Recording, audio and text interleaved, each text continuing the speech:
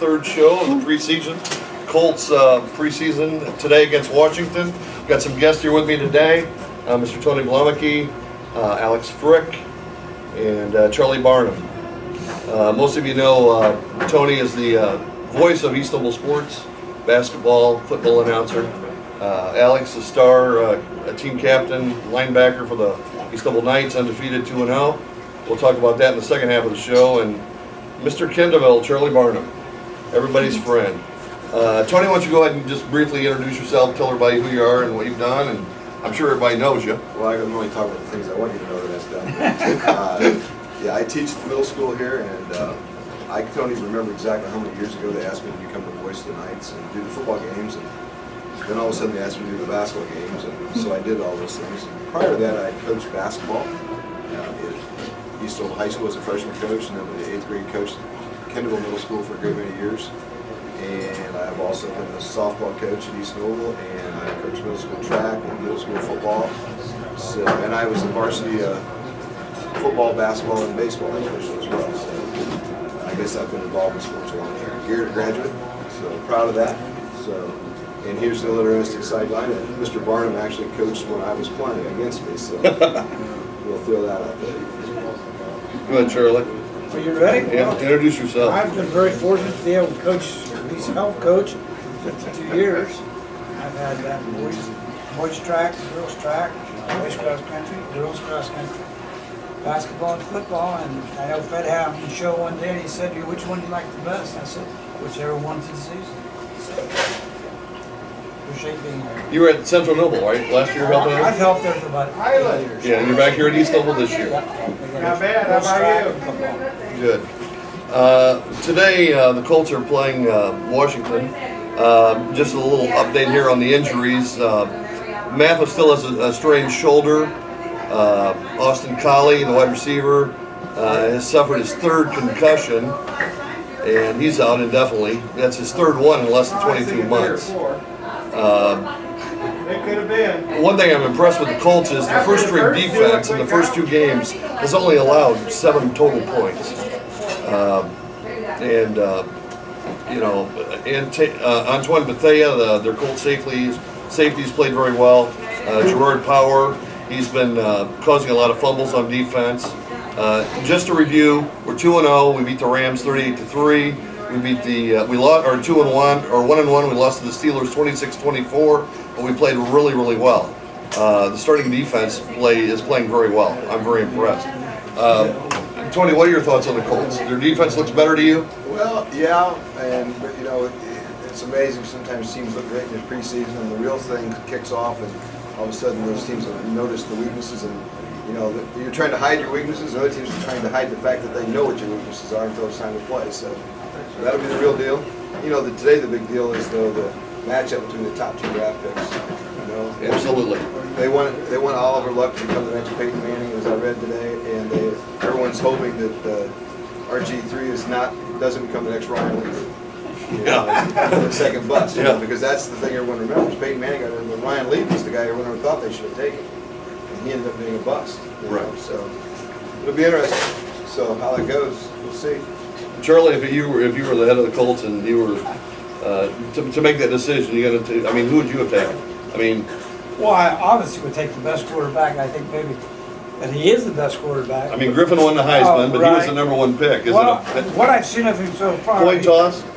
Well, I don't know. I think Griffin's a little faster, maybe. Right. But I don't think you want to run in the NFL if you're a quarterback. Right. So I think Luck's the better passer. Drop back passer. Yes. Mm-hmm. Michael Vick shows that. He's a great athlete. He's hurt all the time. Job, but he keeps getting busted up. Right. Those are pretty good sized guys hitting back. Yeah. Huge. Somebody else I forgot to mention, Corey Redding is out with a knee sprain. Colts defensive end, so he's out for a while. Last week's game, Harnish. I know Tony's a big fan of Harnish. So am I. A Mac guy, he's a smart kid. Saw the kid play at Norwell, tore it up. Luck and Harnish both did throw interceptions last week.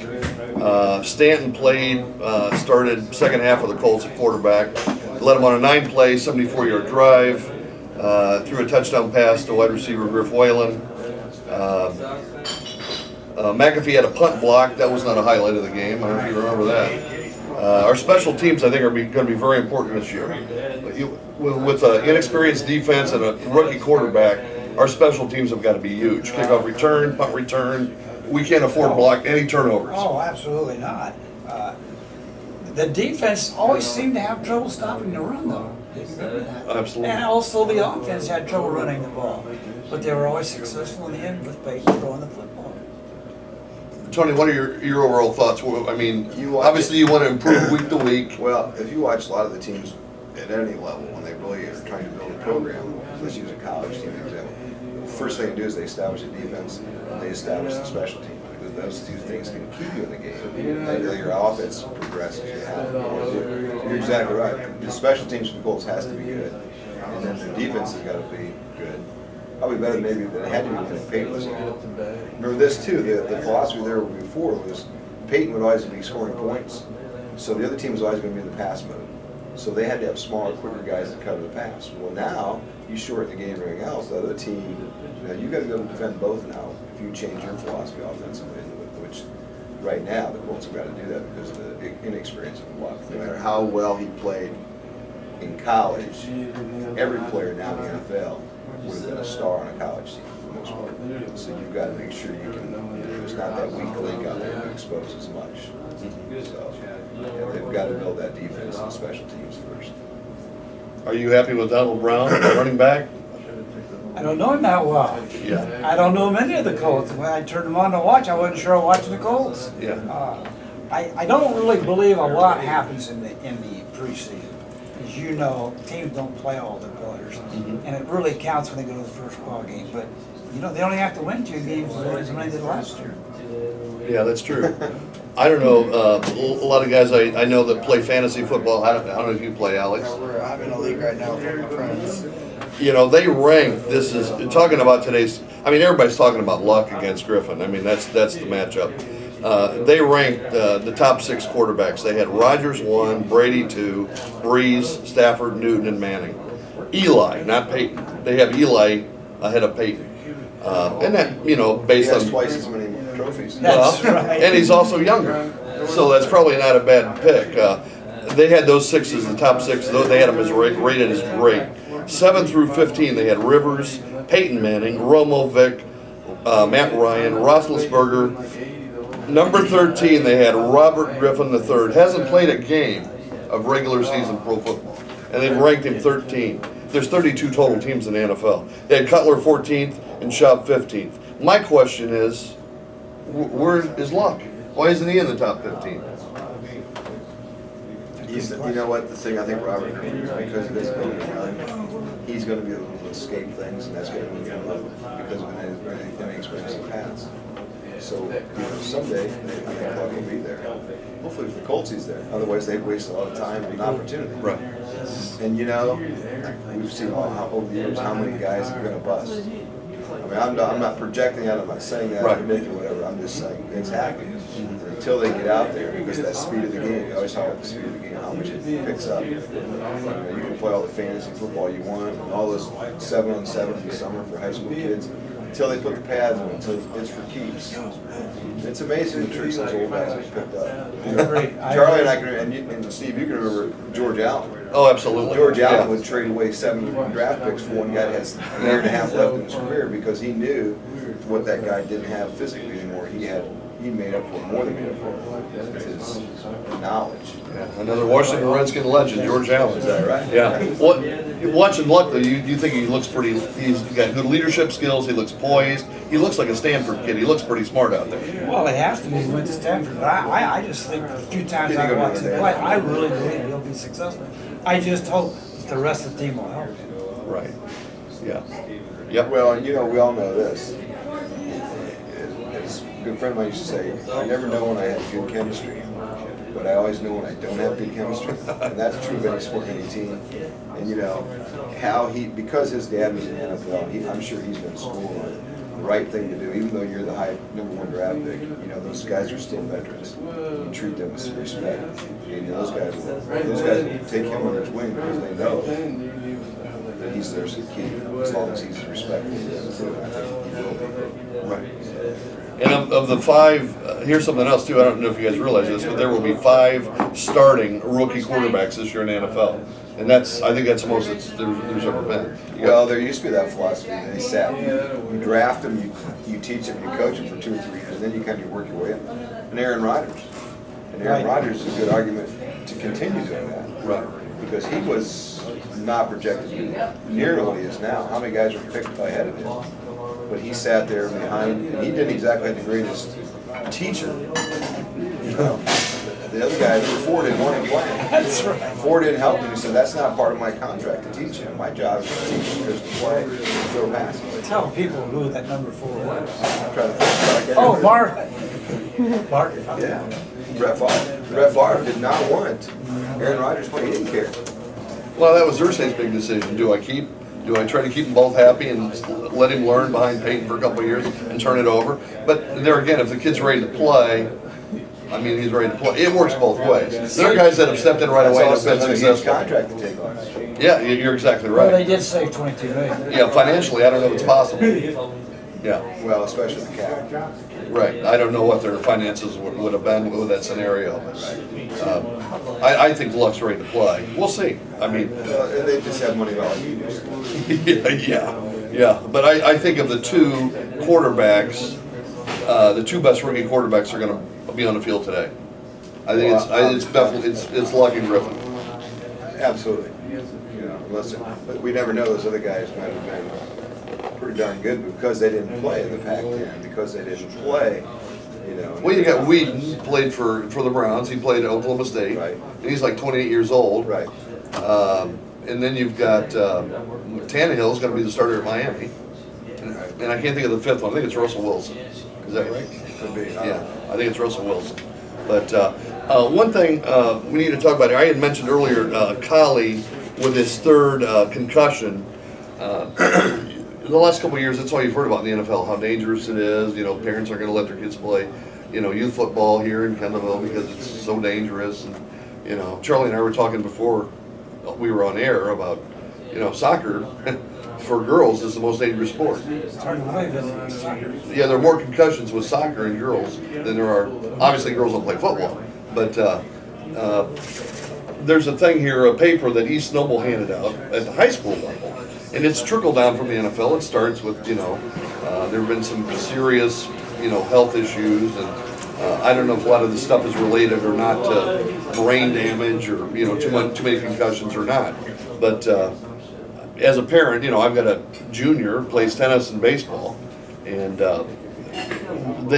they made us aware, and we had to sign a waiver that we had read, we're familiar with this concussion information, what the laws are, and Alex, you can even jump in here too and tell me about what East Noble's stance is, what they talked about, at the high school level, but it's obviously if it's an NFL problem. And they're getting sued. It's costing them money. Oh, yes, absolutely. And if you could just, Charlie, Well, briefly go over what that covers. as I discovered before I started helping, every coach has to go through this concussion course. I think it's on the internet, and they give you a little bit of idea what concussions are and how they affect you. And then you have to take sort of like a little test to say you read it, you covered it, you understand it, and then you get a certificate. But I do think it's really a big issue. And as you say, you go to some of those ex-NFL players, they've had some serious problems with this. Well, we're seeing suicides. Well, right, Yeah. and we've talked about that. And when you say There have every been 4. coach, yes, when you say every coach, you're not talking about just every football coach. Every sport. Every sport, every coach, because there's, as you said, Steve, soccer, there are concussions in almost every sport, so you have to be aware of that. And I think in college, now the players they do a baseline test. They actually have to do undergo some kind of testing, so they have a level where they're at, what their cognitive ability would be right now. And then when they get that concussion, they have to be able to come back up to that level, because until they can test out the same level, they're not eligible to participate. So it's not just, it was a light concussion. Now, I've never adhered to that philosophy. A slight concussion, it's a brain injury. Right. Right. It can't be slight. Yeah. Brain injuries are brain injuries. Now, the NFL right now, who's in charge? Is it the coach's call? Is it the trainer's call? Well, I think if I was the coach, I would never take charge of that. I think, I'm not trained. That's why we like In case having a Charlie- trainer. That's why, yeah, exactly. I'm gonna say, these are medical people. They're the ones who need to make that decision. You tell me. Because kids they're going to want to play. Al McGuire, he used to talk about this in basketball. He'd tell the trainers and the coaches or doctors, you tell me, if he can suit up, I'm playing him. If he can't play, don't suit him up, because then I won't play him. Right. Simple as that. And these guys are pro. They're getting paid. They want to play, and they're going to say they're fine. Well, I mean, you can ask who the president is. They'll tell you Ray, and then you put him The old philosophy in. was suck it up and go play. Right. The legendary stories are of Vince Lombardi, guys playing the broken leg. Vince A Lombardi. couple of months ago, they were saying they were gonna put that responsibility also on the officials. And the officials felt like this was something they shouldn't have. Right. But they're saying, hey, if it's very obvious to you, you need to contact the coach and get that athlete out. Now, Alex, don't we have the rule now that if your helmet comes off of the course of play, you have to leave the game? Yeah, there's that. Yeah. So for whatever reason, if your helmet comes off during the course of a play, you are automatically removed by the officials for one play. And the philosophy behind that is, it's going to make sure that you as a player and as a coach, everyone else, that your helmet is fastened down and it's fitted properly. Because, some kids say, well, I don't like it too much, or whatever. Well, now you're going to get it suited properly, because you don't want to be taken out of the game if you're playing. Alex, have you ever had a concussion? Yeah, I've had 2 concussions since I've been in high school. One my sophomore year and one my junior year. And it's amazing to me how the intensity of taking care of it, after it happens and stuff, has increased. Like my sophomore year, I just had our East Noble trainer just ask me a few questions how I was feeling. And then my junior year, when I got one, I had to go see our team doctor, Dr. Corbin, and I had to go through tests to get cleared to just practice and play. So how long were you out? Like how many games? I didn't miss any games. I was out about a week. Okay. So, I would still dress so the practices would count. Okay. And I'll tell you what, we have an excellent trainer. Oh, Megan's phenomenal. She does a fantastic Yeah. job with those kids, and I tell you what, she is definitely in charge and she knows what she's doing. Coach Johnson's daughter got injured her sophomore. Marty Johnson's daughter got injured as a sophomore in high school.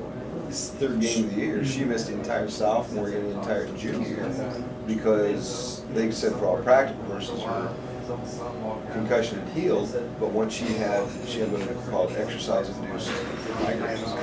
And the frustrating thing, besides the fact that she was getting it, was you never knew when she was getting it. So she could go out for a game and start to run and boom, just like that. She could come back out the next game, no problem. So that was, and she went to living where they live now. She had access to the same group of culture. It just took me on here. It's really unique things to get cured. These concussions are scary. Yeah, it's a serious issue, and I'm not saying we got to remember though it's not a contact sport; it's a collision sport.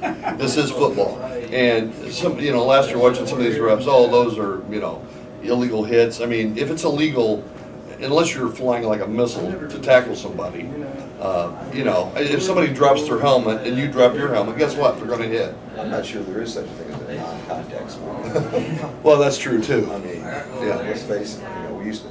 People used to Even think basketball. soccer was, now that I've been doing the clock and things for soccer, I'll tell you right now, you better be careful out there too. You're going to get knocked around pretty good in soccer.